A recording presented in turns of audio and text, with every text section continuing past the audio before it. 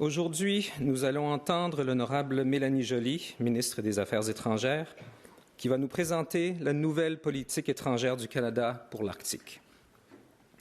Afterwards, we will hear from distinguished guests that contributed to the development of Canada's Arctic foreign policy, including the Honourable Bill Blair, Minister of National Defence, the Honourable Dan Vandal, Minister of Northern Affairs, Natan Obed, President of Inuit Tapiriit Kanatami, R.J. Simpson, Premier of the Northwest Territories, Ranj Pillai, Premier of the Yukon, Akeeagok, Premier of Nunavut, and Kluane Adamek, Yukon Regional Chief of the Assembly of First Nations. We are also joined today in person by a number of other distinguished guests and collaborators on the Arctic foreign policy, including George McKenzie, Dene National Chief, Johannes Lamp, President, Nunavut Government, Paul Ornett, Vice President, Nunavut Tungavik Inc., April Martel, Chief, Hatlaudichi First Nation, Robert Charlie Tetlichi, Chief, Inuvik Native Band, and Lisa Copperqueluk, President, Inuit Circumpolar Council, Canada. A warm welcome and thank you for joining us today in person. Je tiens également à souhaiter la bienvenue aux représentants des ambassades de nos partenaires des États arctiques qui se joignent à nous aujourd'hui, ainsi à ceux qui nous suivent en ligne à travers le pays et dans le monde entier. Before the speeches start, I would like to welcome to the stage Mr. David Sarkoa for a drum dance performance.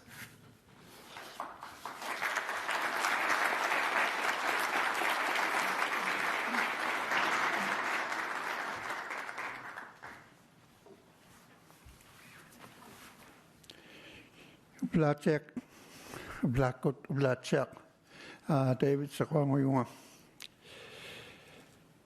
awla yunga nutakaw yunga angayulawa ilangia yok ukahati bulak mga nukak pihi ing milaw mew nalia tem na ihuitok nukakwitok ihuitok imngilaw mew Tema imngilak pa angayum nun. Tapos nutakaw yung aperiya kanaribo nga nukak. Tunga kakpi. Tunga kaktunga. Kina. Inugakot niya yung siyempre hilulak pa nga. Tunga kalasong alunutakaw yung ako inilig ni kayo. Ukiokakti yung Mahana momang nertonga inutulunga imita kangilunga. Good morning to you all, Inukatika, my fellow Inuit people. I remember my late brother Akeeagok back in 50s while living in Anada Lake often asked me, Sing me a song. So your song, the one that never-ending song. That was a requirement of all my age group at age 5 and 6. So I would sing him a song. You sing when your big brother asks you to sing. And not kidding, but he also asked me, do you have a spirit helper? Yes, I have. And Inuit was my spirit helper.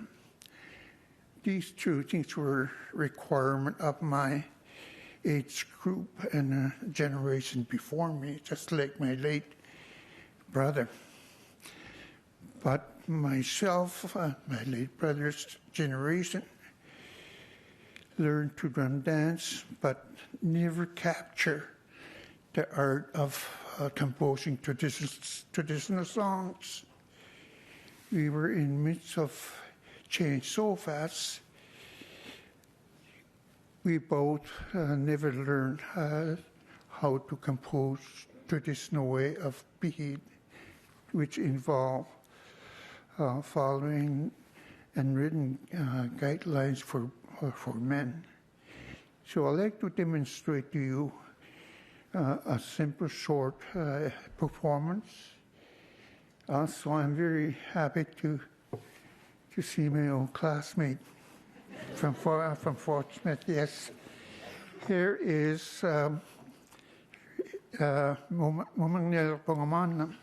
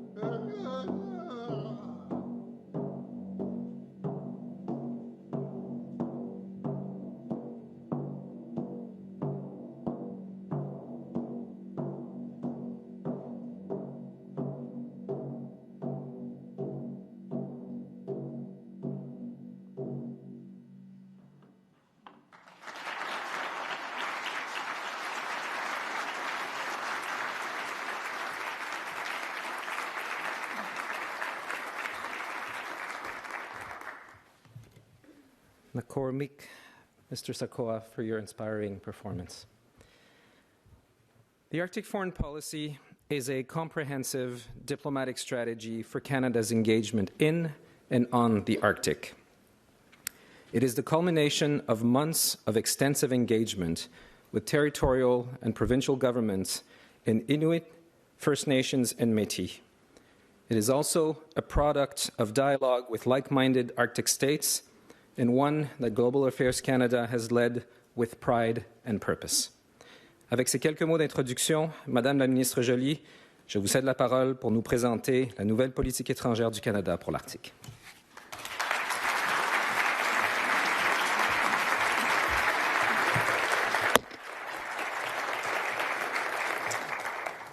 Merci Alexandre, ça me fait plaisir de vous voir tous réunis aujourd'hui ici.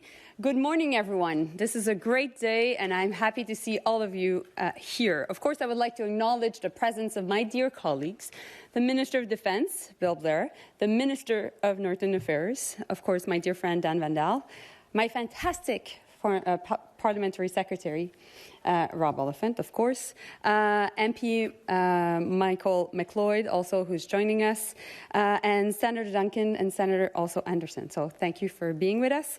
And I would also like to thank the presence, and I'm sorry, bear with me, I know there are lots of people, but the three premiers, so of course, Premier Simpson, Pillai, and Akeeagok. So thank you. It's really a pleasure to see you here.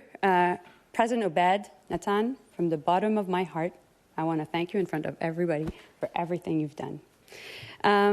Also, Regional Chief Adamek, good to see you. President Akeeagok, thank you for being here.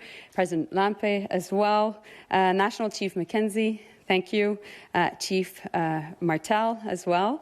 And also Paul Et j'aimerais aussi remercier tous les ambassadeurs qui sont ici parce que ça fait toute la différence, le travail que j'ai pu faire avec vos différents ministres des Affaires étrangères et avec vous également. Donc, le Canada est une nation de l'Arctique, et en raison de notre géographie, bien sûr, mais aussi, surtout, parce que les Inuits en prennent soin depuis des générations. Et pendant toutes ces années, nous avons partagé la gestion de l'Arctique et des régions nordiques avec les peuples autochtones. Et ensemble, aux côtés des autres États de l'Arctique, nous avons maintenu la paix. However, guardrails that prevent conflicts are increasingly under immense strain. Russia's illegal invasion of Ukraine has led us all to ask, who's next? It is clear that Russia has no red lines. Its designs on the Arctic and its resources are well known. They're, after all, our neighbor, and we have to take that into account. But what is new is that Russia is increasingly dependent on China because of its war in Ukraine. It is reversing its historic posture by opening its Arctic to China.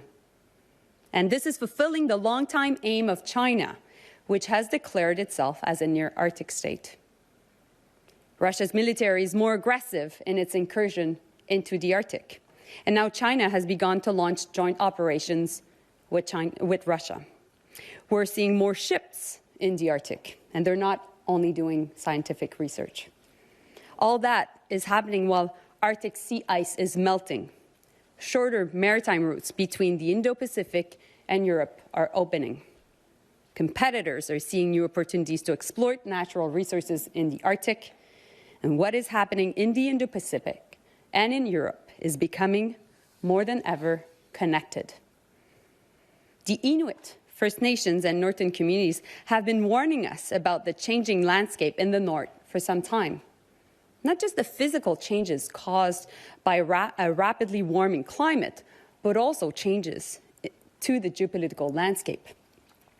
Foreign state actors are increasing their activities in the North, and not just on land and sea. We see disinformation and propaganda to undermine our democratic institutions and divide Canadians. We see the targeting of diaspora communities and dissidents, cyber attacks, and espionage. And I can firmly tell you that this is not just a problem that is unique to southern part of Canada. There are northern communities who tell us about being approached by state actors looking to buy land and exert influence in those remote communities. Canada is an Arctic nation, and we are at a critical moment. The Arctic is no longer a low-tension region.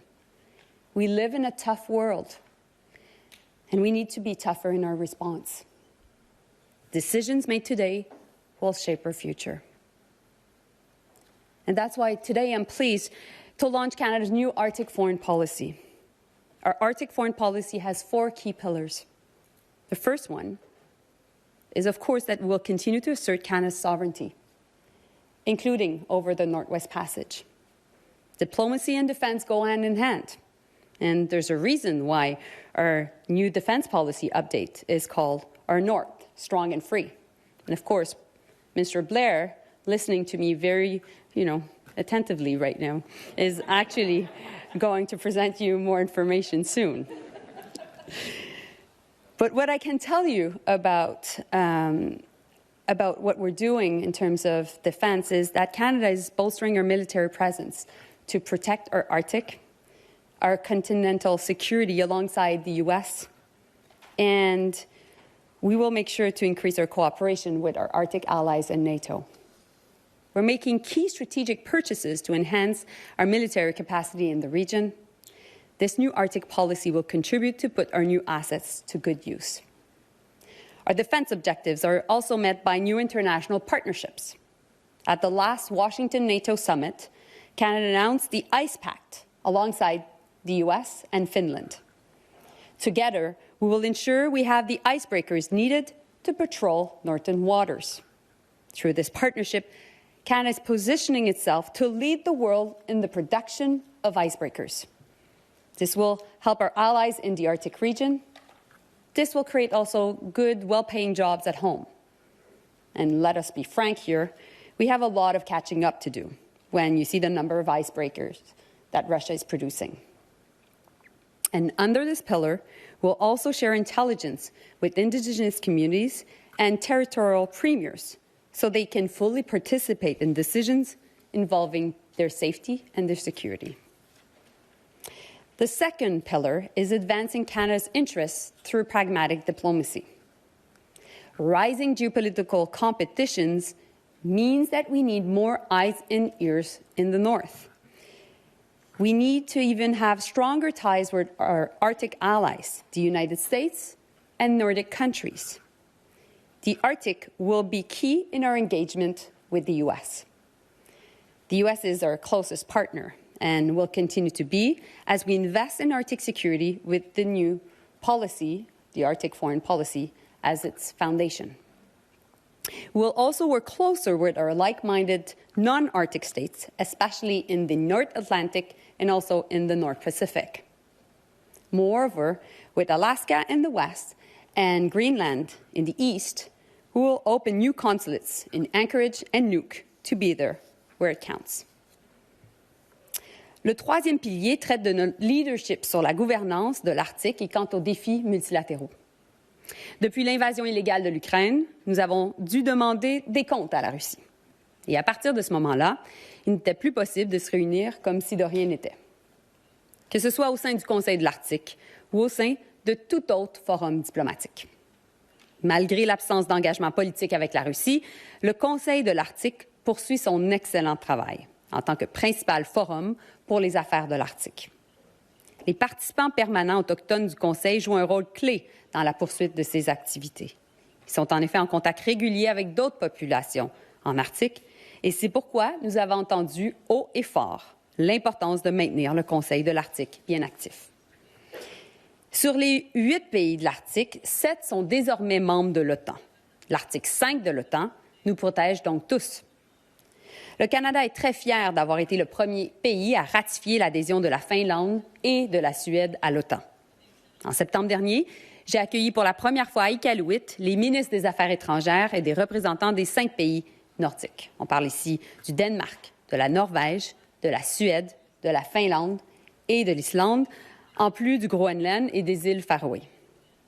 Nous avons discuté de nos préoccupations communes en matière de sécurité et ce type de dialogue a définitivement contribué à l'élaboration de cette nouvelle politique.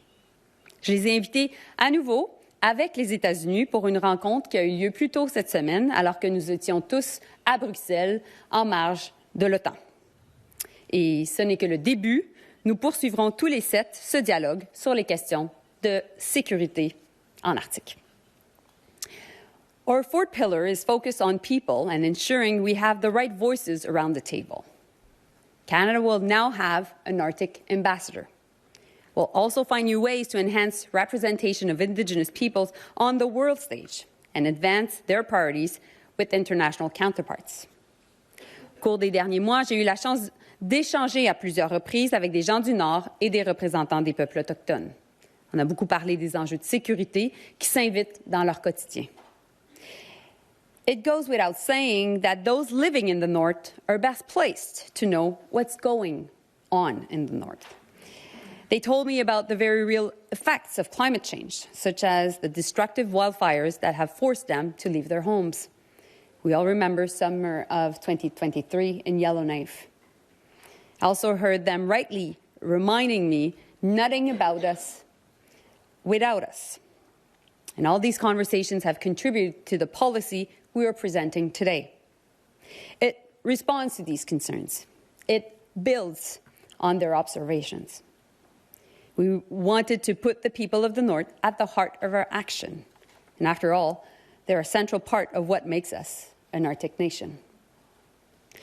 Collectively, these 4 pillars represent a fundamental change in the way we look at the Arctic, because we can no longer only depend on our geography to protect us. Until now, we tended to consider the Arctic from a north-south perspective. We're changing our approach to look at it from other angles. When it comes to protecting and working with the Inuit and all the people in the Arctic, we must deepen north-to-north relationships. In terms of strengthening our diplomacy and protecting our continent, it means looking at the Arctic as the connection between East and West. From NATO territories and our allies on the Atlantic through NORAD and to our security partners in the North Pacific. This means working as a team to support Inuit communities and their aspirations, It means working with the territories and key Arctic allies. Today's new Arctic foreign policy represents a shift in how we see Canada's role in a region that is becoming more and more strategic as geopolitical tensions deepen. It was carefully designed with people living it. We now need to put it in action. Our geography is our destiny. Let's meet the challenge. Merci beaucoup. Thank you so much.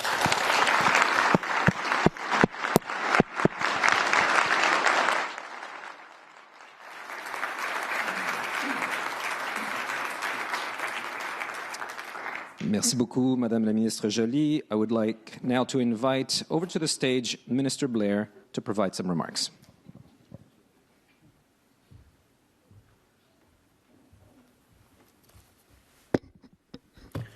Well, good morning, everyone. And first of all, let me join Melanie in acknowledging our many distinguished guests and friends who have joined us here this morning. I think all of us being here together, I hope, speaks very loudly of our unity and our collective resolve to do what is necessary and right for our nation and for the people of the North. Canada's Arctic is a key part of our national identity as Canadians.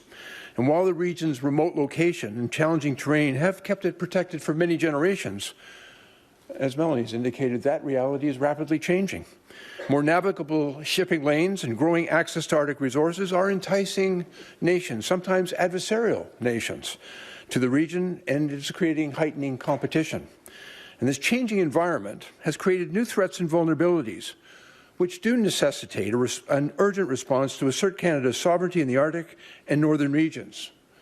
But I would suggest to you it's much more than just threats. It's an opportunity. It's an opportunity for us, a remarkable generational opportunity, to engage in nation building, to work closely with all of the people of the North, to advance our reconciliation agenda in this country. It's an opportunity to make historic investments. And I can also share with you, when I first went to the North as Canada's Defence Minister, I was thinking about the work that we had to do there to strengthen our defence capabilities. But it was Northerners who told me, if you want to assert our sovereignty, if you want to ensure Canada's security and defence, it's much more than a military plane flying overhead or a military boat sailing by when the ice is out. And I asked, all right, then what's the right way to do it?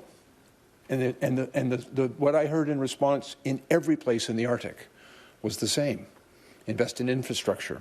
Invest in important things like airport runways, highways, deep water ports, power generation, fiber and satellite communications, water treatment, medical treatment. Help us build communities. Help us build prosperity and opportunity in the North. And that's the best way to assert our sovereignty. Now, when we announced our defense policy earlier this year, our North Strong and Free, I spoke about some of the most pressing and important tasks that we face in improving the defense of the Arctic. But the alignment of Canada's defense and foreign policy is absolutely crucial to addressing the challenges that we face. And I also want to acknowledge that using diplomacy to shape the international environment and advance Canada's national security interest has to be the main focus of Canada's efforts, and it certainly is the focus of our new Arctic foreign policy. Our defence work in the region is strengthened and guided by the team at Global Affairs, and we thank you for that leadership. Our defence policy provides the Canadian Armed Forces with some of the tools that they need to reinforce our sovereignty in the region. It's going to invest in multi-use infrastructure that the Canadian Armed Forces members and Rangers need to operate effectively. But at the same time, it's also going to ensure that northern communities have access to that valuable infrastructure. It's going to make a difference. And for example, the expansion of the Inuit Airport runway at the Zupko Airport is going to better support both military and civilian aircraft. The establishment of northern operational support hubs across the North is going to increase our military responsiveness and the ability to address challenges in remote locations on shorter notice. But it's also going to create opportunity for the people that live in the region. Our $38 billion investment in NORAD modernization is going to continue to improve seamless interoperability with the United States. and it enhances our shared air defenses between our nations as we confront the 21st century threats together, including and most importantly in the North. In addition, the Communications Security Establishment of Canada leads several lines of effort on behalf of the Five Eyes relations in the Arctic. And I want to thank all of those at CSE for their foreign intelligence and cyber security expertise as they bring significant value to both our domestic partners and international allies in defending the Arctic. And collectively, our investments are going to increase the Canadian Armed Forces' ability to monitor and deter threats in the region, to protect our sovereignty, but to work in close collaboration in a respectful and appropriate relationship with all the people of the North. And in particular, we are guided by the leadership of our Indigenous partners in this endeavour. They provide us with new opportunities to strengthen our collaboration with allies and partners in the region, and this, of course, includes Inuit, First Nations and Métis communities in the Inuit Nunavut and in the North who have historically contributed to our Arctic security and sovereignty. That relationship is going to be absolutely essential, and as trusted partners ensuring our collective safety and security. Our government is going to, by necessity, invest billions of dollars into our Arctic, and we need this work to be guided by our foreign policy, because defence policy is an extension of foreign policy. And using diplomacy, as I've said, to shape the international environment and to advance Canada's national security interest is going to be one of the main focuses of our Arctic foreign policy. Together, with our North Strong and Free and the Arctic foreign policy, I believe together we will increase both our military and diplomatic presence in the region, further assert Canada's sovereignty, and it is a generational opportunity to build a stronger nation.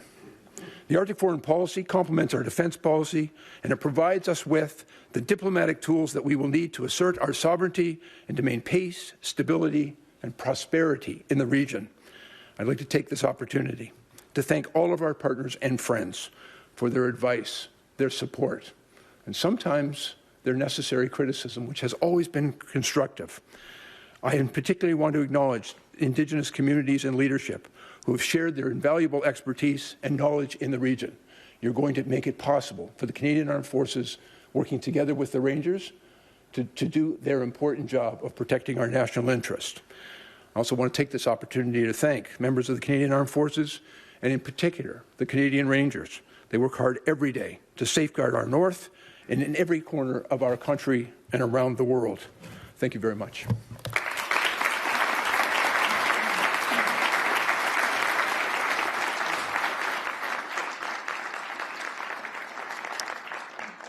Thank you, Mr. Minister Blair. I would like now to invite to the stage Minister Vandal to provide his remarks.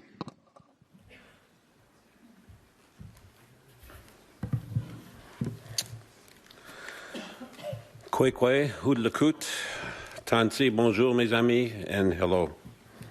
I am very, very pleased to join all of you here this morning and my colleagues for the launch of this new Arctic foreign policy. Ministre Joly, merci à toi et ton équipe pour votre travail extraordinaire pour cette politique. The Arctic foreign policy was developed to promote a safe, strong, and thriving future for those who live in the North and in the Arctic. It is a result of extensive collaboration and consultation, and tough consultation, with First Nations, Inuit, Métis, modern treaty and self-government partners and organizations, as well as territorial and provincial governments.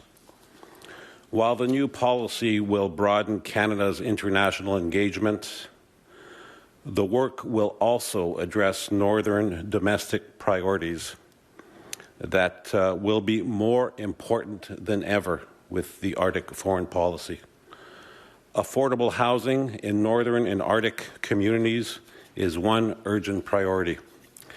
In all of the consultations and the conversations I've had in my 5 years as Northern Affairs Minister, affordable housing is the #1 priority. We are working with Indigenous and territorial partners to reduce overcrowding and to reduce homelessness, to improve housing conditions all over the North. With distinctions-based investments from the federal government Inuit treaty organizations have constructed over 600 new housing units and repaired over 450 existing units since 2016. While we are making progress in these areas, there is still much work to do, and you're going to hear about that later this morning. The North is also facing another significant challenge, which is climate change. With the Arctic warming 4 times faster than the global average, severe weather events, forest fires, coastal erosion shifts are impacting communities all over the North and the Arctic. In 2023, more than half of the population of Northwest Territories had to be evacuated because of historic wildland fires. These devastating effects are often having tragic, traumatic consequences. Northern communities are leading the way by fighting climate change through climate monitoring, adaptive solutions, and the transition to clean energy. While we are supporting these efforts with programs such as climate change preparedness, which helps permafrost degradation, increase floods and wildland fires, and other environmental challenges. But there is more work to do. And we will work together to tackle these issues affecting Northern communities. We are weaving together Indigenous knowledge and co-managing resources, leading to meaningful progress and contributing to self-determination. Based on a shared vision for the Arctic's future, the Arctic foreign policy will serve to advance the interests and the priorities of First Nations, Inuit, and Métis, modern treaty and self-government partners, territorial governments, and the Northerners who call the Arctic home. Kuyanamik, Miigwech, Marcy, and thank you.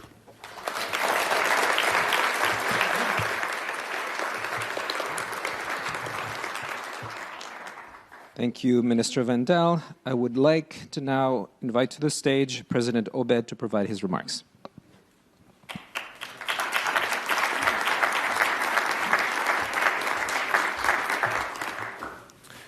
Nakumik. Udlakud, everyone. Good morning. Before I start, I'd like to first recognize Elder David Sekwok for drumming this morning and providing some words of wisdom. Also, Minister Joly, thank you for inviting me to be a part of this, and thank you for your close collaboration and leadership through these many years that we have worked together on many different files. Your cabinet colleagues, Minister Vandal, Minister Blair, so wonderful to see you here this morning. Premiers, we usually see each other in more remote locations, but it's great to see you here in Ottawa.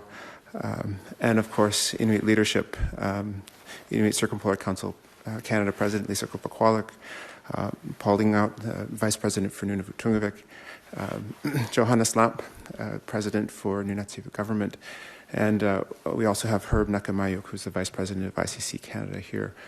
This is just a part of our Inuit leadership and a part of I guess, our self-determination in the way that we have mobilized in a democratic fashion to not only bring back self-determination and self-government to Inuit, but also to connect with our partners. And Canada is our partner, as are many international, whether it be nation states or other Indigenous peoples. And we are now living in a space where we can fully realize our self-determination within the nation state, but also move forward and work in a collaborative way that upholds our rights.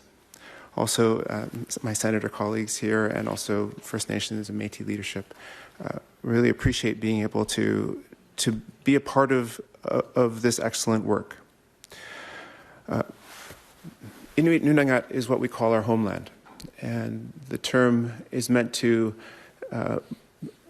describe the sum total of the settlement areas of all of our modern treaties. There are 4 Inuit treaty organizations, Nunavut Government, Akeeagok in Nunavik in northern Quebec, Nunavut Tungavik in Nunavut, and the Inuvialuit Regional Corporation in the Northwest Territories. This sum total is 40% of Canada's landmass, and 72% of Canada's coastline. It's important for Canadians to understand that we either own outright in fee simple that area, or we co-manage that entire space with the Government of Canada and with provinces and territories within.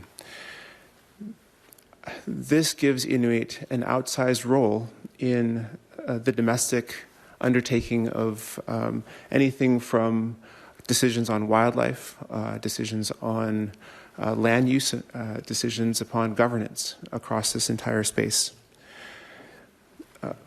Unfortunately, we still have been in a space where Canada's foreign policy, the way in which Canada describes itself to the world, is not necessarily taking into consideration the Canadian reality.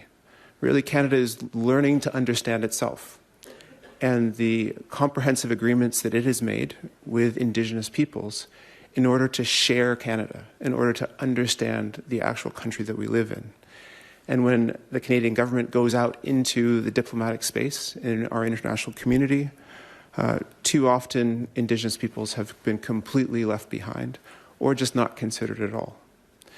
This Arctic foreign policy helps change that. It's a sea change. It is a moment in time where we can all understand this country better and all understand how Indigenous peoples can work with Canada as allies,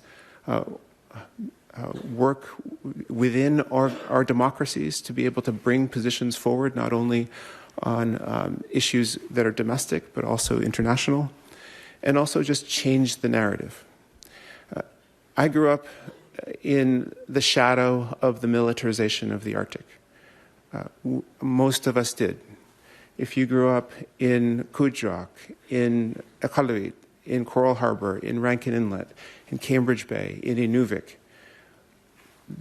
the infrastructure in those communities was built for the militarization of the Arctic, largely World War II and Cold War era. The decisions about not only those communities, but all the dew line sites, all of the infrastructure that exists across Inuit Nunavut was made independent of our democracies, was made without consideration of the impact upon us. As Minister Blair has said, a key consideration moving forward is the Inuit of the Arctic, and generally speaking, beyond Inuit Nunavut, for First Nations and Métis who also live in the Arctic and share a space.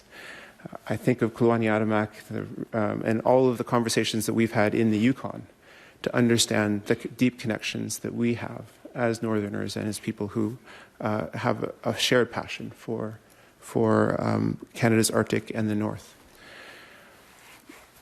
It's exciting to have co-developed many sections of this Arctic policy with the Government of Canada. The working relationship we've had with Global Affairs is a precedent and is something that I hope that we can replicate in other major Government of Canada policies. We have used the Inuit Crown Partnership Committee to be able to do a lot of this work.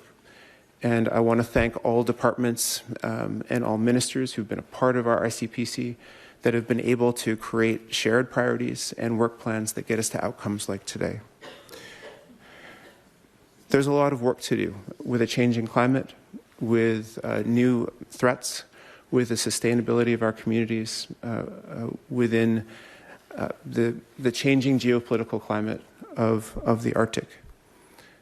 We look forward to working with Canada through our democratic processes, domestically through ITK and our treaty organizations, internationally through the Inuit Circumpolar Council and the Inuit Circumpolar Council Canada, and with all of our partners to ensure that we can make the most of what is to come. Nakumik, thank you again, Minister Joly, for your leadership.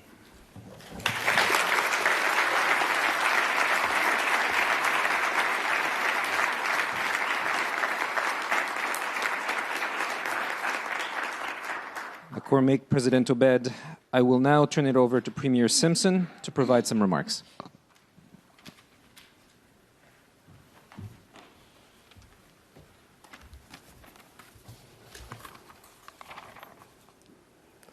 The North is at the center of Canada's strategic future.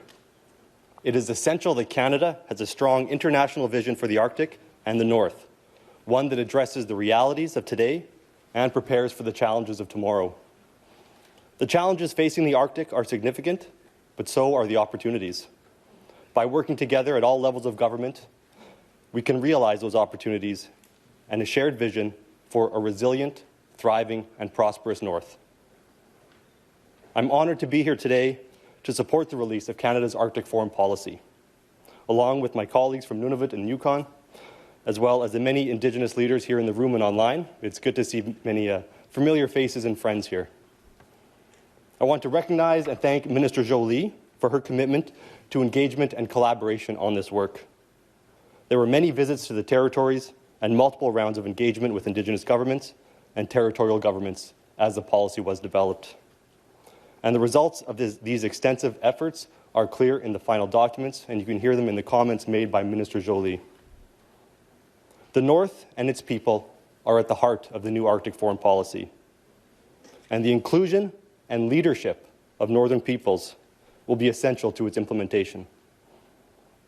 Meaningful collaboration with Indigenous leaders strengthens governance, supports reconciliation, and ensures that policy is grounded in the knowledge, cultures, and lived experiences of those it's intended to serve. This collaborative approach is how I have committed to work as Premier, and it's encouraging to see it as a foundational element of the Arctic foreign policy as well. Safeguarding Arctic sovereignty and security goes hand in hand with advancing opportunities for Northerners. Strategic, nation-building investments in the Northwest Territories, in housing infrastructure, climate resilience, critical minerals, the health and healing of Indigenous people, and strategic infrastructure projects will unlock the North's enormous potential and contribute significantly to the prosperity and national security of all Canadians. The future of the North is the future of Canada. The Northwest Territories will continue to be a strong partner in advancing Canada's Arctic leadership and building this future together. Thank you all. Masicho.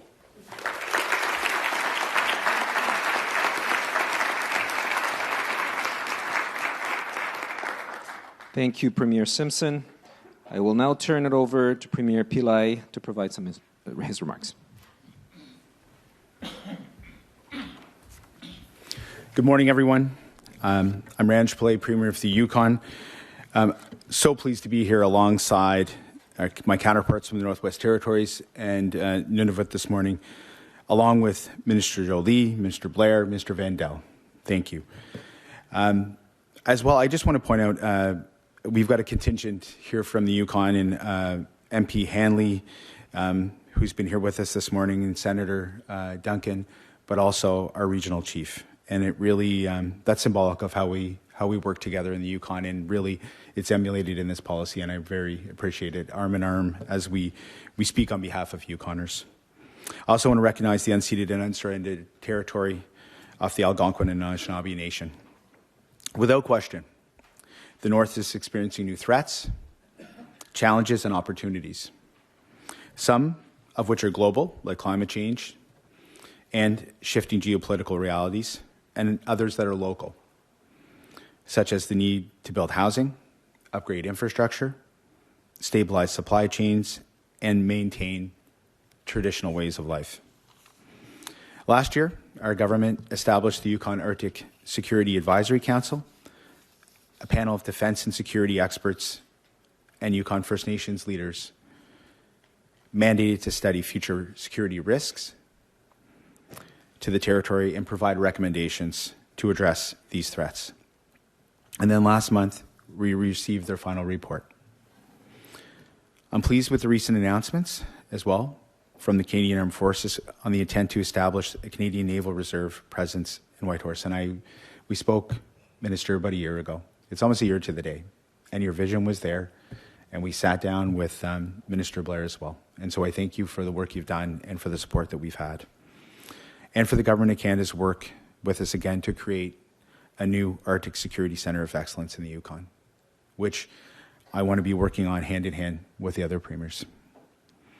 We're already starting to see our work, Canada's defence policy and this new Arctic foreign policy deliver for Yukoners. The Yukon is absolutely committed to being a reliable contributor to Canadian security and sovereignty. Our government will continue to work with federal and provincial and territorial and Indigenous and international partners and to build a world where Northerners are safe, housed, healthy, and secure. I thank you again, Minister, for your leadership on this file. I thank you for your words as well, Natan. I think you embody what's here and how we think about how we work together, arm in arm as Yukoners and as Northerners. And again, appreciate the opportunity to come and speak with you today. Thank you.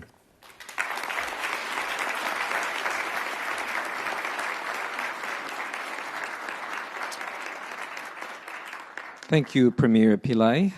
I would now invite to the stage Premier Akeeagok to provide his remarks.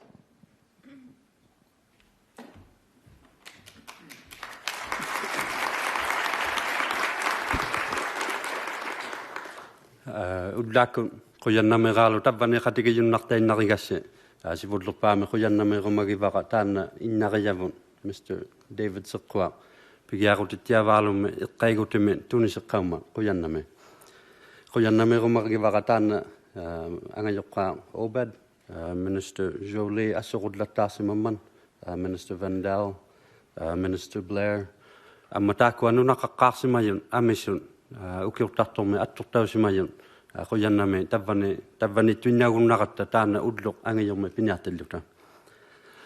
First off, good morning, everyone. I am very honored to be able to be here for such a historic moment.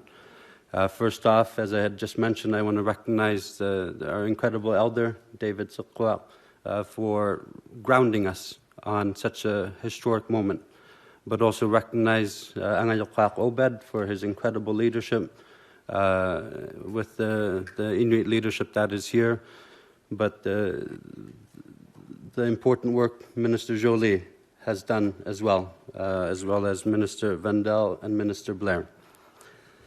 So it really is an honor to be here, to be able to launch Canada's new Arctic foreign policy. Nunavut very much welcomes this very important advancements in Canada's national interests and perspective within the circumpolar world. More than ever, the world needs a balanced and measured approach to diplomacy, and this has been the role Canada has often played on the international stage. Our territory, Nunavut, very much looks forward to continuing with the partnership we have with the federal government to advance our country's efforts regarding Arctic security and sovereignty. We recognize Nunavut really has a unique role in forging diplomatic relations in the north and throughout the circumpolar world. Our territory is ready to strengthen those diplomatic ties as part of Team Canada. For Nunavut, Arctic sovereignty and security hits very close to home. It is our lands and our waters we are talking about. Nunavut contributes to half of Canada's Arctic landmass and more than half of Canada's coastline. Nearly 40% of Canada is considered Arctic and northern, half of which is within Nunavut, including most of the Arctic archipelagos and the longest coastlines in Canada. With the melting ice of the Arctic waterways and the opening of the Northwest Passage, Nunavut will become an even more important gateway to the Arctic, but also to the world.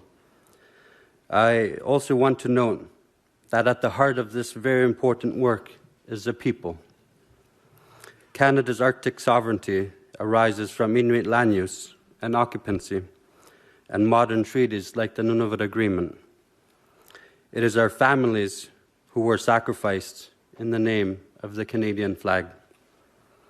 In the spirit of reconciliation and learning from our dark past, we welcome this collaborative approach to advancing Canada's diplomatic goals, which include public governments as well as Indigenous organizations. Most importantly, Nunavut believes that Canada's Arctic foreign policy objectives must be tackled through transformative and nation-building investments in infrastructure.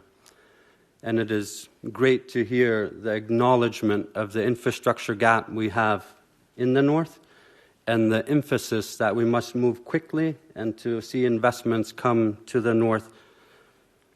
And it is time to strengthen Canada from coast to coast to coast and to unlock the incredible potential that we have in the Arctic. Fortifying the Canadian Arctic with multi-use infrastructure such as the deep-sea ports, the hydro fiber links, or the hydroelectric hubs will meet the local community needs, forge incredible opportunities that are there for economic development, but also address economic reconciliation. In the end, the success of this policy will be measured by the growth and the development of Canada's Arctic. Together, we could build the Canadian Arctic needed for all Canadians and the world. Oyannami.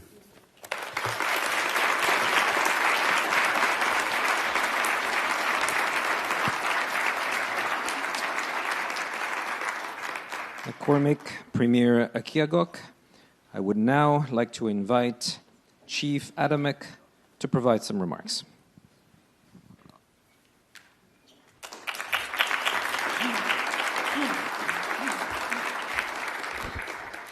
Ganach chish ahatuhan, yak esutat, ganach chish algonquin kwan. Thank you so much for the opportunity to join you this morning. Particularly, I want to acknowledge, of course, the drum opening us up in a really good way. Ganesh Chish Kayanamik. I want to also acknowledge all of the leaders and the rights holders who are in the room. This policy, as was acknowledged, can and must include the rights holders. And my reflections today really highlighting sort of what we've learned and where we are now and what the opportunities for the future, as Minister Blair had shared, could look like. We go back in time and think about the impacts in the Yukon, particularly with the Alaska Highway. And during a time where we needed to secure the North and the Arctic, the impacts were devastating to all those communities along the highway. And there's still impacts today with respect to the trauma that brought.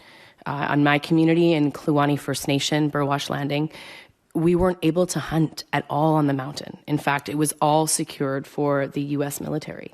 And so those parts of our history, when we're talking about a new path forward, and I want to acknowledge the Premier and my colleague and friend, President Obed, for recognizing that in order to move forward, we do have to acknowledge some of those dark chapters. And I know, Minister, that you're committed to doing that. But in that work, it also requires a new approach, and want to acknowledge the federal government and all those who work to provide their insight, their knowledge and experiences to how to do things better. Because certainly those impacts felt are still felt today in my grandmother's generation, of which I still have great aunties who are with us. I also think about the realities that while we do have international borders that divide us, especially as Tlingit people, I come from the Dakhlawedi, the killer whale people. And some would say, how do you have killer whale people in the Yukon? You're not directly really connected to the southern part of that ocean. But in fact, it's been the trade relationships. That is the lineage in which the Dakhlawedi come from, is the southeast of Alaska. And so there are so many stories of our people and the way in which we traded, the way in which you see our beadwork sewn, the way in which we make our moccasins, that is traded and has been amongst our people. We have the Copper Jane as my daughter's middle name that connects us to Copper Alaska.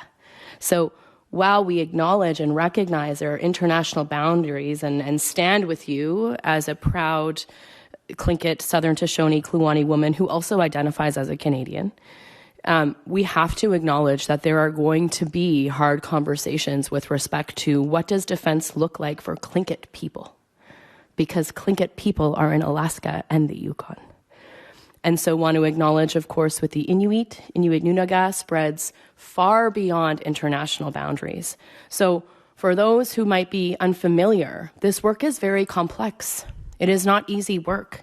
And so it does require us to be open and flexible and honest about the ways in which the history has impacted us, and to ensure that while having voices at the table is important, it also requires a rights-based approach. And so I look to all the leaders who are in the room now.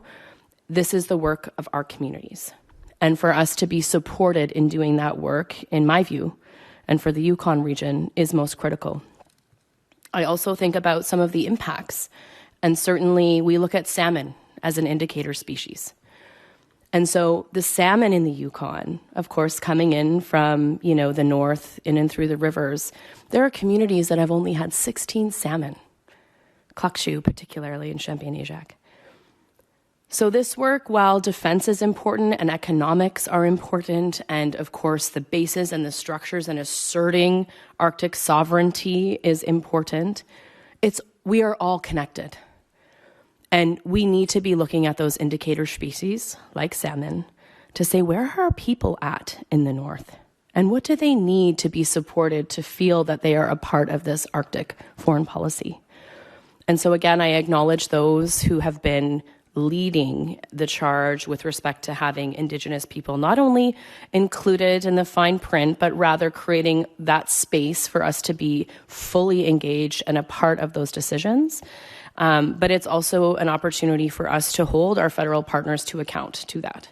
And so in the Yukon, certainly look forward to ways in which Yukon First Nations be included in that work, to our brothers and sisters in Dena'deh, how you choose and would like to be included in that work and represented.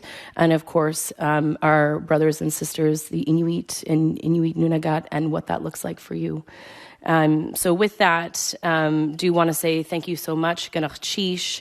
And my last reflection will be, there's a story, while it's, these policies bring us together and we talk about the future and sustainability and energy and trade, it is actually our stories that which connect us.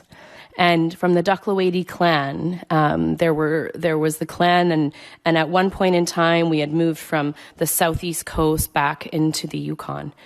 And we were going back to the southeast after a great flood. And all of this, of course, is reaffirmed by a number of different geological studies with respect to water in the land. But Awastay and Yekdushe, they were two matriarchs of the Ducklawady. And so they came to this huge glacier. And the clan was deliberating, what are we going to do, right? Like, we've got our young people, we've got our knowledge keepers, we have our leaders. How do we get past this huge glacier to get back home to the rest of our clan? And it was Awastay and Yekdushe who said, the matriarch said, I see an opening there, and we're just going to go.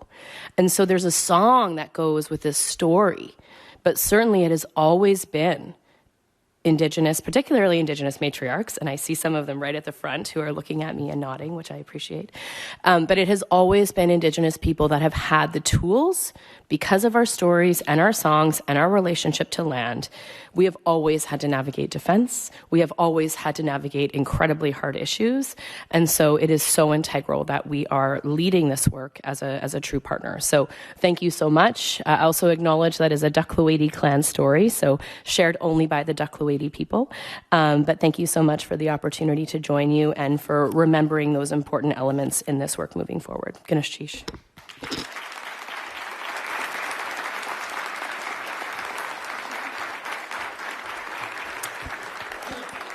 Shonithun, Chief Adamek, and warm thanks again to all of our speakers and distinguished guests who joined us today. Nous sommes impatients de poursuivre notre collaboration et d'approfondir notre coopération avec vous pour la mise en œuvre de la politique étrangère du Canada pour l'Arctique.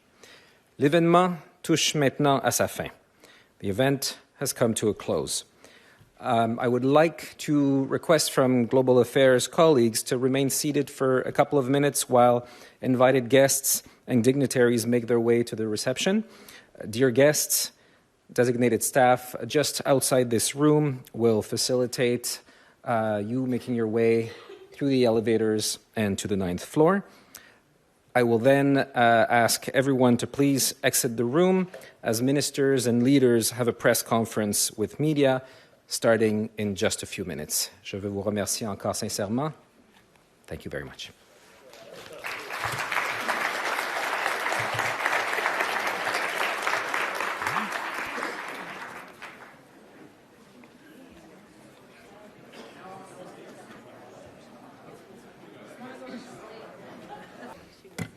Okay. So good to see all of you. Ça me fait plaisir de vous voir. We'll be able to answer, all of us. So. Okay. Thank you, Minister Joly. Nous pouvons maintenant prendre des questions des médias. Nous allons prendre une question ainsi qu'une question de suivi. Nous commencerons par une question des médias sur la ligne, puis des questions des médias présentes. We will now be happy to take questions from the media. We will be taking one question and one follow-up question. We'll start with a question from media on the teleconference line, and then we will move to questions in the room. Are there any questions on the line? Star 1 at this time. If you have a question, appuyez sur étoile 1 pour tout. Oh, we can't hear well. It's too. Can you?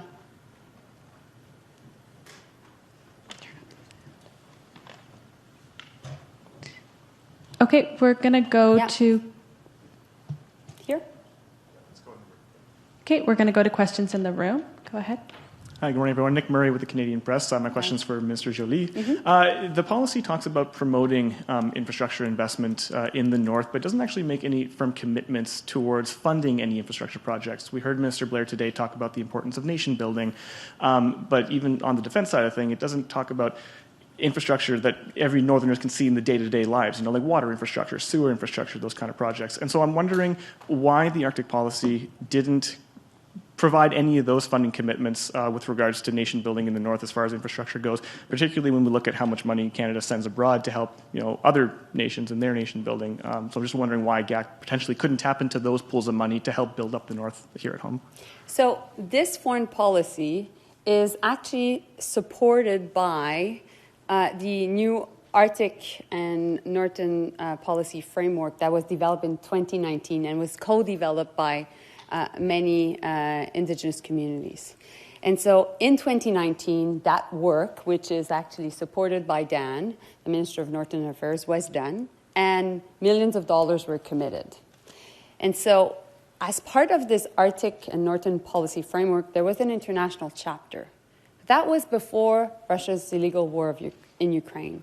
And so what we did was to update that chapter and to make sure ultimately that it would be in line with what we're seeing now and geopolitical tensions that have risen.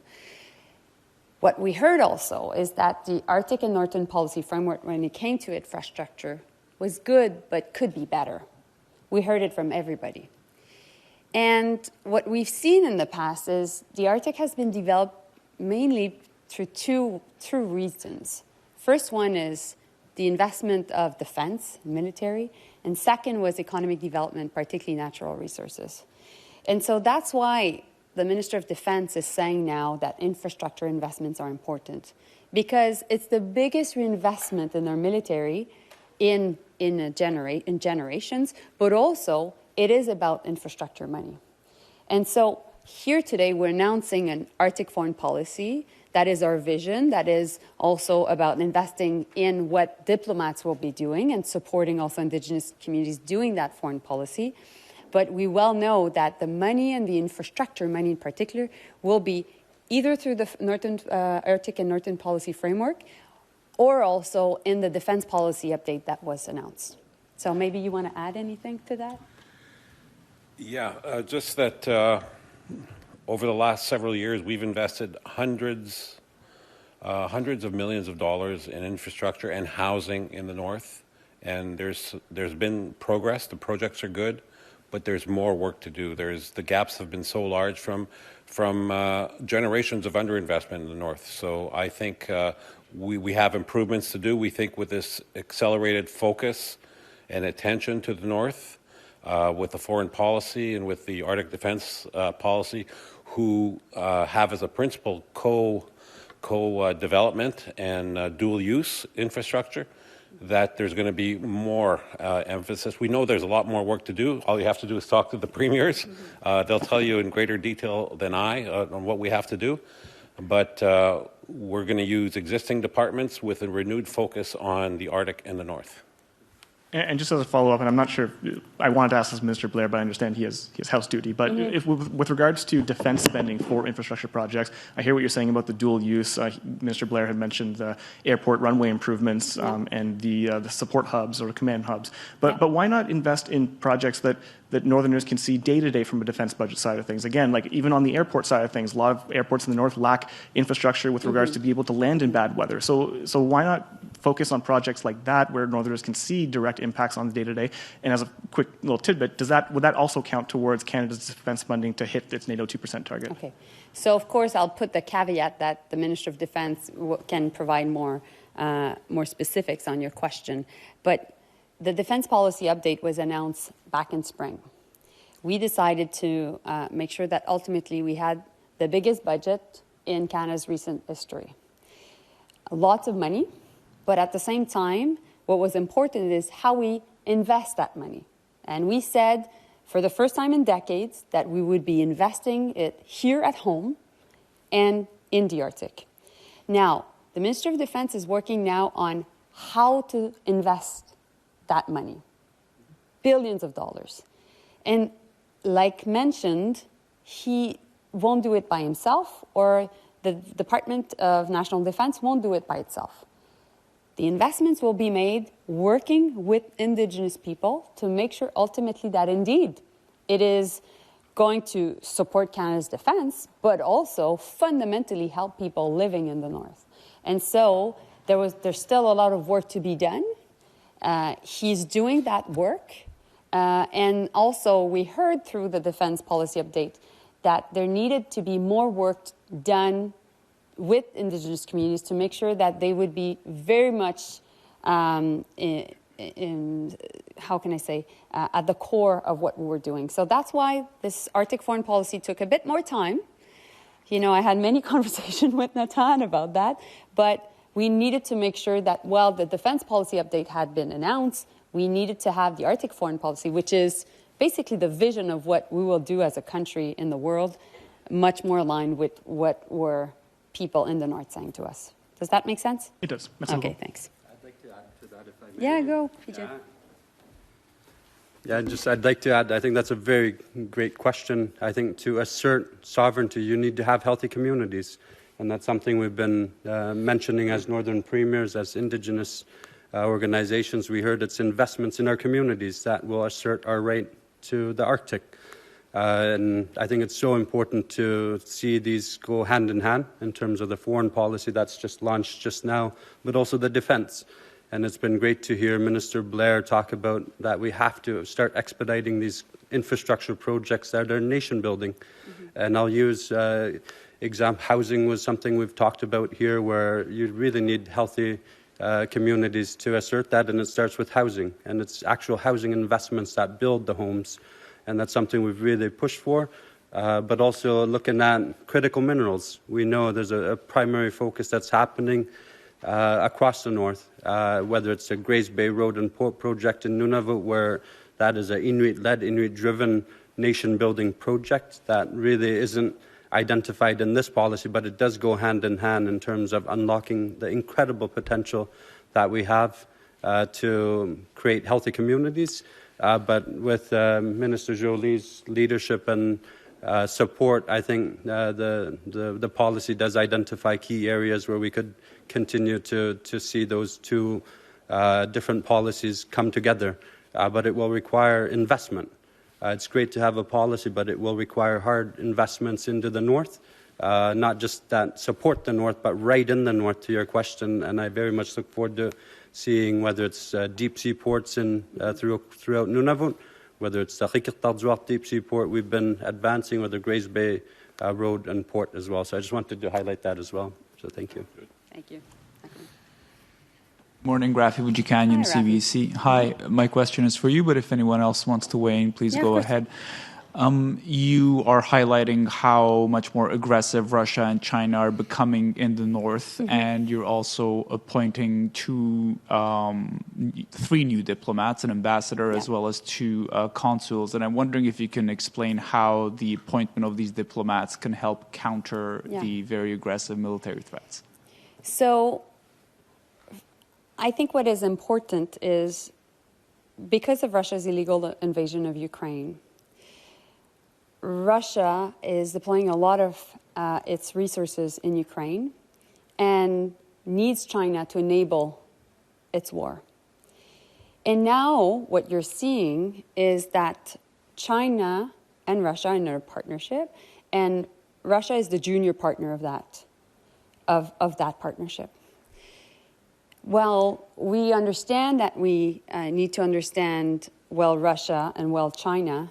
We need also to have more eyes and ears in the north with our Arctic allies, which 7 of the 8 now are part of NATO, Finland and Sweden joining.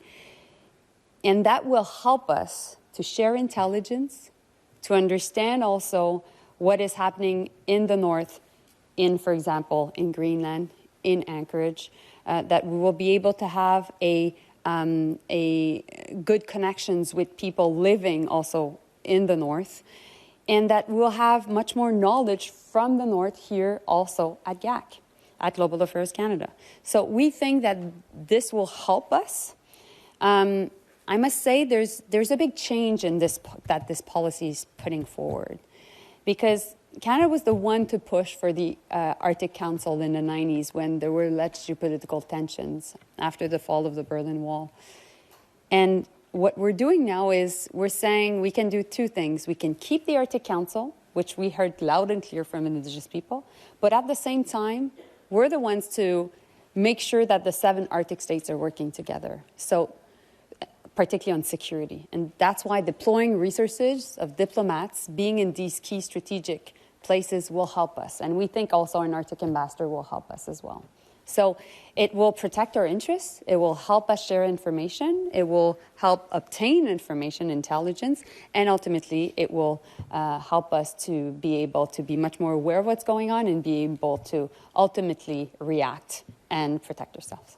Does that make sense? Yeah, thanks. Thanks. And yeah, go ahead. Yeah, go ahead. I'll focus my response largely on the ambassador and consulate considerations within the Arctic foreign policy, and the excitement that we have as Inuit to be able to ensure that those positions have an understanding or specifically our Indigenous peoples, and the connection between some of our international and global work. The Arctic Council has been a foundational, progressive piece where Indigenous peoples and rights-holding peoples can sit at the table with nation states. Since we don't have a functioning Arctic Council at the moment, having those diplomatic relations with other nation states and also for Inuit across Inuit Nunavut, from Greenland to Canada to Alaska, we understand that the investment of energy and the consideration of Inuit and Indigenous peoples within the consulates and within the ambassador position will greatly enable us to continue on the good work that was done in other spaces, that we still need to do, and that there is, as Minister Joly and Canada have recognized, that there is a considerable gap. It also speaks again to the articulation of what of Canada's interests, and also the way that First Nations, Inuit and Métis fit into Canada's democracy, and how the diplomacy works reaching out to other nation states. These roles will allow for Canada to better articulate itself and the interests of First Nations, Inuit and Métis rights-holding peoples within its global diplomacy. Thank you very much. And yeah, go ahead, Ranj. Thank you. Thank you. Sorry, I just want to take a bit of a different perspective as well to that. I think what we're seeing within relationship building in the Yukon is that we've built a very strong relationship with the governor of Alaska, and it's incredibly important now for a couple of reasons. One, it's given us an opportunity to see tens of millions of dollars of U.S. money, infrastructure money coming into Canada, which most Canadians wouldn't know, but that goes into hard infrastructure that's incredibly important to our communities and to upgrade that dual-use infrastructure. The second part of that is that there is incredibly sophisticated and vibrant Indigenous development corporations throughout Northern Canada. And having a presence in Anchorage or having a presence in Greenland further helps to build runway for us to be able to see this north to north, which Mr. Joly talked about. It's we think as Canadians this north-south trade routes, north-south activity. And to build the foundation and the strength that we need, it has to be a circumpolar approach. And to have representation in both of those jurisdictions just helps us to be able to build the networks, build relationships, whether it's cultural, sport, they're all very important, and business and economy. And so I think that it's very forward-looking, and it's something that we can all lean on to make sure that our organizations and economies can grow east-west versus just north-south. Okay, thank you very much. For my follow-up, I was wondering if the government views this policy as a means to accelerate toward its goal of meeting 2% for NATO. Yes, we know we have to do more, and we're doing more. So that's why we came up with the defense policy update. And we have massive investments in defense. But that's why also we thought it was important for the world to understand how much, when we're saying in the defense policy update that the Arctic is at the core of our engagement, that actually we have a foreign policy that is supporting it. And that foreign policy is not only coming from diplomats in Ottawa, it has been co-developed with people that live in the North. And I'm proud to say we're the first Arctic country to do that like that. And I think it's a model. I think we can be extremely progressive and make sure that we are people's first when looking at the North. I think also we have to be extremely pragmatic when understanding the geopolitics of what's going on and ultimately making sure that we invest more in defense. I've said it to the media many times, but I'm very hawkish on defense. I really think we need to invest more because as foreign minister, I really see the geopolitical tensions rising. And so that's why I thought it was my job to explain what are the dynamics that we're seeing playing in front of us in the Arctic to make sure that Canadians are aware and understand where we're heading in terms of our defense policy. Thank you. Thank you. Hi, Ian Austin from the New York Times. Hi. The policy emphasizes greater cooperation with the United States in the Arctic, yet it also repeats Canada's position on the Northwest Passage, which is, of course, contrary to American policy. Do you anticipate that the incoming administration in Washington is going to push Canada on that claim to the passage? So I won't talk for President-elect Trump or Marco Rubio, which will be, if confirmed, the new Secretary of State. But what was clear from the meeting between the Prime Minister and President-elect Trump was that the Arctic was really important for the U.S. and that the upcoming administration sees our work on the Arctic in a very favorable way. Many of our Arctic allies, and particularly, I must say, the U.S., have always counted on Canada to bring the Arctic lens to any security conversations. And we need to update our work. We need to make sure that we had a vision at home to be able also to sell it to the world. What also the upcoming administration is very concerned about, and President-elect Trump was concerned about during his first term, was the lack of icebreakers production and the fact that we were not doing as much as Russia and China. The Biden administration came up last summer with this important ICE Pact, which is essentially a new international forum to really exchange on icebreakers and help the production amongst the U.S., Canada, and Finland. But the reality is that ICE Pact was possible because of Davie Shipyard in Quebec buying a former Russian shipyard in Finland and Davie Shipyard being interested in investing in buying shipyards in the US. So ultimately, what does that mean? Is that it is Canada that will be leading the icebreakers production in the world amongst allies, and therefore that's also another way to engage positively with the upcoming administration, because ultimately this is a priority for President Trump himself. And do you have any concerns about the Trump administration taking a different position, perhaps in degree, towards Russia's activity in the Arctic? I think that what we're seeing geopolitically speaking is the war in Ukraine is linked to what is happening in the Middle East, is linked to what is happening in the Indo-Pacific. And we're seeing a greater collaboration amongst Russia, of course, the DPRK. We're seeing also Iran selling ballistic missiles and drones to Russia, and ultimately China enabling through economic support of Russia. And so what the US and NATO allies are seeing is how much ultimately all conflicts are linked. And what I said in my speech is the tensions we're seeing in the North are a result of these geopolitical tensions we're seeing elsewhere in the world. I don't think the Arctic will be the primary theater of conflict. I see the Arctic as the result of what is happening elsewhere in the world. But ultimately, I think that the US and other allies need us to do our job and need us to partner with them, to help them as things are changing. And so I think that it will be seen very positively, because there's lots of work to be done all around the world with so many tensions. And that's why ultimately I think, to go back to your first question on the Northwest Passage, I think we can find a way to cooperate, and ultimately it can be a win-win situation for both of us. Thank you.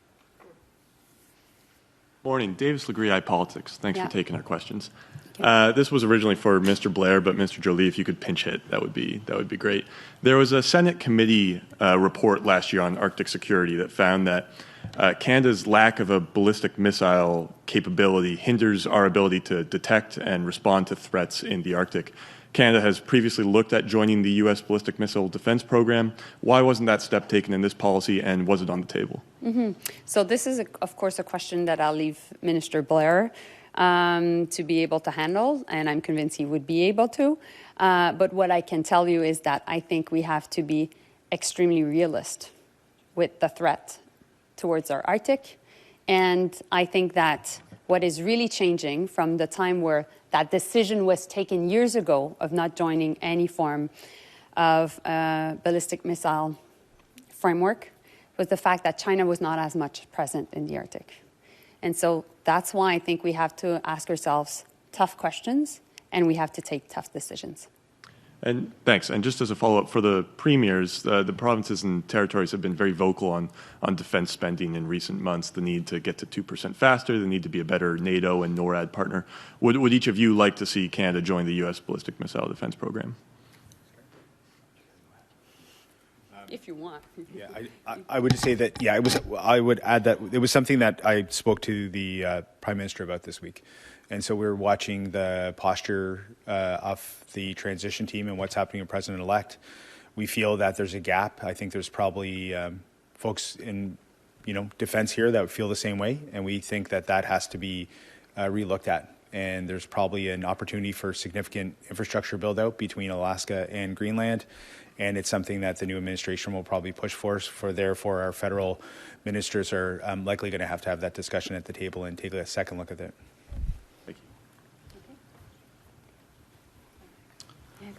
David, sorry, go ahead. That's okay.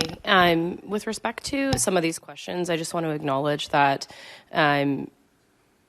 we talk about this policy. There's a lot of questions about infrastructure. There's questions about, the geopolitical impacts and what does that look like. There are some really important questions that could be directed to the Indigenous leadership who are here, and I just want to acknowledge that because this Canada's Arctic foreign policy is not specifically just about the federal government. It is about the people on the ground. So just wanted to add that to our media colleagues. There's a lot of opportunity here to ask really important questions that I believe are sort of being missed as an oversight to look to our federal government to explain elements of the policy that have still yet to be determined. Thank you. And what a fantastic segue to the question I'm about to ask. Please, Regional Chief, if you could stay at the microphone, because this is a question for Regional Chief and President Obed and the Foreign Affairs Minister. President Obed, I was really struck by your observation about how this policy is important in the way that it will force Canada to rethink how it presents itself to the world by thinking about the Indigenous peoples of our North. And so with that, I want to get some expectations of details on how our diplomacy will be transformed. Can I assume, I'm going to ask sort of a couple of observations, if you could reflect on these. The Arctic ambassador, I'm assuming, is going to be an Indigenous person from the North, a Dene person, an Inuit person, et cetera. If we could talk about that. I'd like to hear about how Global Affairs Canada has been trying to rejuvenate the diplomacy with some new recruiting and whether there will be active recruiting programs among our northern people. So if I go to a mission in Senegal, I may see a Canadian Foreign Service officer who's a Dene person or an Inuit in Japan, et cetera, et cetera. If you could talk a little bit about that would be good. I wonder if, just as Quebec has some standing at UNESCO, would there be the opportunity for rights holders organizations to have some international standing at, say, NATO or something along those lines? Would that be something, some of the details that we would see the indigeneity of our Foreign Affairs Service reflected? I wondered if the three of you might chat a bit about that. Yeah, thank you. I think that's a really important question and reflection. First off, I think that with respect to the appointments, the individuals that I don't know when nominations are open, Minister, but with individuals that will be representing, fair to assume they will be representing because they are the best person and they are Indigenous. I think that is really important. Secondly, it also creates space for, the Nuuk, the Anchorage consulates that's being proposed and the ambassador to also ensure that there is a specific requirement amongst those positions and those offices to work in partnership directly with rights holders, which I think is something else that has been contemplated. In terms of the perhaps looking to employment, economic, increasing Canada's overall GDP through this process, which I think is another important policy consideration that is being contemplated, is sort of to what my colleague, Premier of Northwest Nunavut, had shared, is housing, right? Like, knowing where the status of our people are in the North, you look to the women and the children. And oftentimes when there are huge shifts in the region, we need to look to our families and see how they're being impacted. And I had shared reflections about the Alaska Highway, and those were the peoples who were most impacted when the Alaska Highway in and around, the 1940s, 1950s went through. So I would say in order to get to sort of those opportunities and the employment, it is also important to mirror that with the infrastructure development that was referred to in terms of, what communities need, the housing that is required, and then certainly looking to things like access to healthcare. If there are going to be a number of new people coming to the North, it is also important that we create that safe space for our families. I mean, much like the mining industry and the impacts that we've seen to women and communities particularly, we need to make sure that we are not having a duplicated effort with respect to the way that we're making defense and Arctic sovereignty investments. So I'll perhaps let one of my other colleagues share reflections on the UNESCO, but I wanted to address those first 2 points. Thanks for the question. I'll start with the Arctic Ambassador position that's been announced. We've worked through the Inuit Crown Partnership Committee between Inuit leadership and the Government of Canada.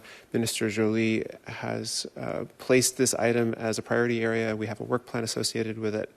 And in our most recent meeting, we agreed to co-develop the creation of the Arctic Ambassador position together. So I have every hope and aspiration that this person will be an Indigenous person. Of course, we would love to see somebody who can be a real diplomat and leader within the conversations that link the Government of Canada, rights-holding Indigenous peoples, and our allies. And hopefully that can happen as soon as possible. As far as the defense policy or the policy itself, the natural allies that we have within a nation-state context are the United States and Denmark. And the consulates that are opened also have that in mind. So as the Premier had stated, a north-to-north approach or an east-west approach within the Arctic context is an incredibly important concept that hasn't really been considered as a major part of Canada's strategy on diplomacy, but we see it emerging now. As far as Inuit either employed in these diplomatic roles, not only just in the Arctic, but across Canada's impact or Canada's diplomatic realm. We know that Her Excellency Mary Simon has played diplomatic roles for the Government of Canada in the past. We have a strong history of Indigenous people being leaders in this space, and we look to continue that. And I think this foreign policy allows for there to be an importance given on the skill sets that we offer, whether that be through positions that are internal to the Government of Canada or in our partnerships that are imagined in the pages of the policy, where there is more consideration for rights-holding Inuit to play an elevated role within defense, sovereignty, and diplomatic endeavors. We are going to build capacity so that there are more Inuit who can stand alongside the country. We, from a systematic perspective, are getting enhanced security clearance with CSIS. We are in conversations with the Department of Defense on joint priority settings. Minister Blair and I have talked a lot about mixed-use infrastructure, but there's more discussions to be had about where the confluence of rights-holding, self-determining Inuit and our interests align with nation-states and defense and sovereignty and diplomacy. We hope that in the future we can work with the Government of Canada, say, in international venues where nation-states often only have the floor, like at the United Nations, where we can co-develop positions, and perhaps this is aspirational, but a representative of Indigenous peoples can take the floor with the Canada flag and give a message that both resonates within our roles as self-determining Indigenous peoples, but also is a Canadian message. That is a strength that Canada has that very few nation-states have with Indigenous peoples. And we see the UNDRIP legislation and the implementation of the action plan and all of its cumulative total, allowing Canada to occupy a space that very few nation-states do when it comes to the respect for Indigenous people's rights. Just to complement what Kluane and Natan just mentioned, two examples. So indeed, the Arctic Ambassador will be an Indigenous person from the North. That's our commitment. Not only will we work on also having a clear mandate for that person, for that position, and we'll be working with Indigenous people to make sure that that's the case. But also what has been clear, based on my conversation, is that position needs to be also located in the North. And that person, of course, would come to Ottawa, be in contact with diplomats here, but we need that person to be also close to the communities in the North. So that's also a change of vision. The other point is we've just launched negotiations on the settlement of the Beaufort Sea dispute with the U.S. This diplomatic issue over our borders has been long-standing. And we were able to finally settle the whiskey war with Denmark 3 years ago and end this tension between our both countries. We did that at the time with also having Indigenous people being part of the negotiations. So we're doing that the same on the Beaufort Sea. It's just another example of how we can make sure that Indigenous voices are at the table. And I said I had 2 points, but actually I have a third one. Sorry. But the third one is we know that there's not enough Indigenous people working in this building. And that's why in the 4th chapter of this policy, we are actually going to have a new way to hire people that have Indigenous background and knowledge, and particularly on working in the Arctic team here, because I think, David, it's extremely important. We can't be disconnected in Ottawa, what's going on in the north. And then my last question, thank you for that, all three of you. My last question for Minister Joly. Yeah. Of course, your party disagreed with a lot of the things that Stephen Harper did, but Stephen Harper spent a week traveling, usually from Iqaluit, east to west across the Arctic, visit communities, make announcements about defense, sometimes about housing and things like that. But it was the Prime Minister of Canada being on the ground in Arctic communities. Prime Minister Trudeau's taken a different approach. He's not really been very present in the Arctic. You have a chance, perhaps, to refocus the Government of Canada's attention on the Arctic in the G7 year. Finance Minister Flaherty hosted an IMF meeting, I think, in Iqaluit, and we all came up, and it was great to see that hospitality. Will you use the G7 year to have the health ministers of the G7 meet in Yellowknife, perhaps, or something along those lines? Can we expect that your government will be more present, and I mean the Prime Minister, in Arctic communities? Yeah. I think there are a couple of things linked to that. I think the Prime Minister went many times to the Arctic and decided to put people in the Arctic first, which was different from the last government. And I think there's lots of people here that could attest to that. And if I had to choose between both, actually I know which approach I prefer. I think also that under the previous government, even in foreign forums, so international forums, talking about Arctic and even NATO work, us talking about the Arctic and NATO was a taboo because there was a feeling that there should not be discussions about security unless it was within NORAD. And I think we've been able to change that because now Finland and Sweden are part of NATO, and now you have really all the countries except Russia part of NATO. And so that's a big change. And I've heard that from Norway's and the Norwegian foreign minister mentioning that many times. To your specific question about having it as a priority for the G7, absolutely. And coming out of the Mar-a-Lago meeting, that was also what President-elect Trump mentioned. For him, it was important, the question of the Arctic. And I think it will be important to our European partners, part of the G7, but also to our Indo-Pacific partner, which is Japan. Because Japan is very concerned about the tensions in the Indo-Pacific.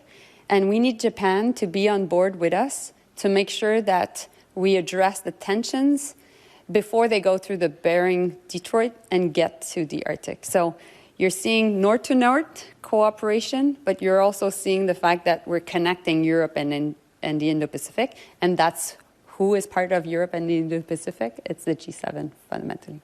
That make sense? Okay, thank you. And you want to talk? Yeah, go ahead. Thank you. I just want to raise, with respect to the presence, I will say, of elected federal officials, ministers, and the Prime Minister.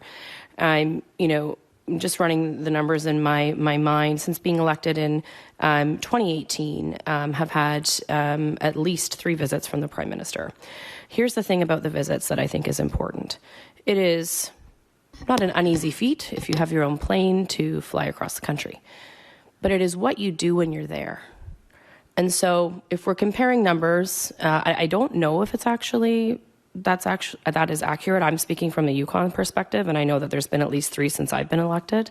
Most recently for the celebration of Together Today for Our Children Tomorrow, where the Prime Minister actually brought his son. It was really special. He met with our elders.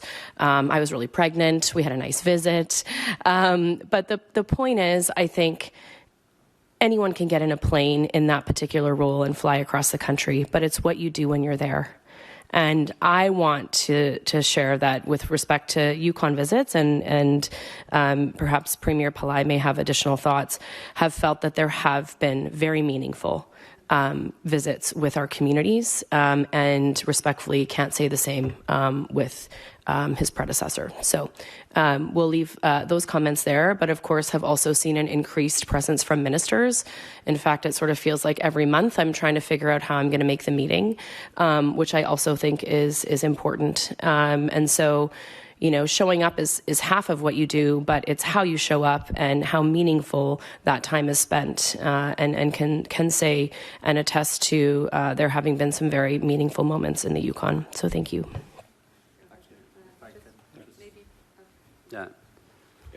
Yeah, I'll be very quick. I just would like to recognize as well just a major milestone we just signed this year, which is Canada's largest land transfer through our devolution agreement.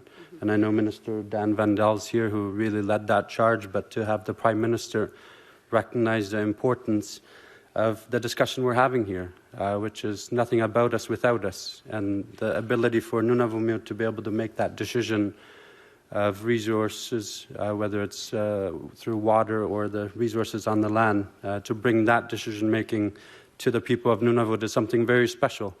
And the other point I wanted to mention is actually the leadership of Minister Joly to bring the Foreign Affairs Ministers right to the north. It was a major milestone, and it was so important for the people who make these decisions to come and meet with the people. And I think to that point of that significance of these visits, they're so meaningful. And I just wanted to recognize Minister Joly's leadership of bringing her Nordic Foreign Affairs Ministers to Iqaluit most recently, and the impact that has had not only to the work that we're doing here, but also to the communities who realize we are a big fabric of Canada, and that we play a very important role in those two points that I just wanted to mention as well through devolution and the important work we're doing here. So thank you. Thank Yeah, you. just to add a couple of points. The Prime Minister was most recently in Inuvik in the fall to celebrate the new agreement on child welfare and the legislation that the Inuit Regional Corporation had passed and are now implementing to take care of their own children. I want to take this out of a partisan perspective and get it into a Government of Canada relationship with Inuit, which is the way that Inuit have preferred to articulate our relationship with the Crown. And so what I see are stark changes since 2015 in the way that the Government of Canada has respected Inuit self-determination and Inuit democracy in the way that it interacts with us. The creation of the Inuit Crown Partnership Committee through the Inuit Inuit Crown Declaration is a good example of that. But in the media campaigns or the initiatives that Canada has had in relation to Arctic sovereignty and Arctic defense, there was a broad period of time where Inuit were completely written out of the considerations for Canada's security and defense. And all of the terminology, all of the press releases, all of the conversation from the federal government about Arctic sovereignty was termed Northerners and Northerners alone. You wouldn't have seen the term Inuit, you wouldn't have seen the term First Nations or Métis, and the consideration that we uphold Canada's sovereignty in the Arctic, and that our land use and occupancy is the primary and the only way in which Canada can assert its sovereignty across 40% of its landmass.